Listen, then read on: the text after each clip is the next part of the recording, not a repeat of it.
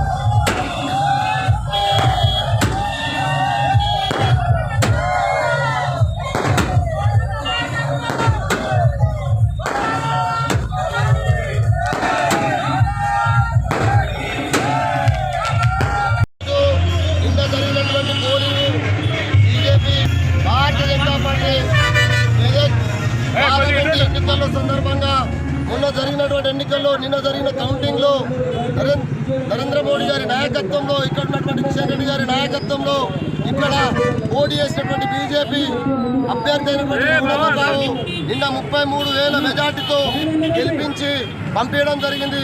అందులో భాగంగా మన రామాయంపేట మండలం నిజాంపేట నుంచి భారీ మెజార్టీతో మనం నీడిచ్చి మనం గెలిపించిన సందర్భంగా ఇలా మేము రఘునందనరావు గారికి మద్దతుగా గాలి తీస్తా ఉన్నాం. జై హింద్, జై భారత్ మాత.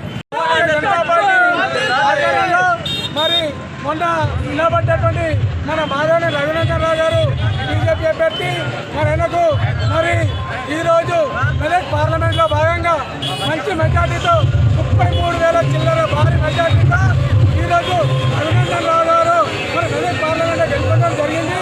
ఆ ఉత్సాహంతో రామాయంపేట పట్టణంలో మరి బీజేపీ మండల శాఖ ఆధ్వర్యంలో మరి ఈరోజు విజయోత్సవ ర్యాలీని మేము చాలా ఘనంగా చేసుకోవడం జరుగుతుంది.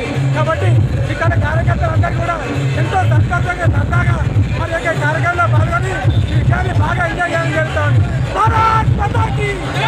మరిన్ని అప్డేట్స్ కోసం మా ఛానల్ని సబ్స్క్రైబ్ చేయండి.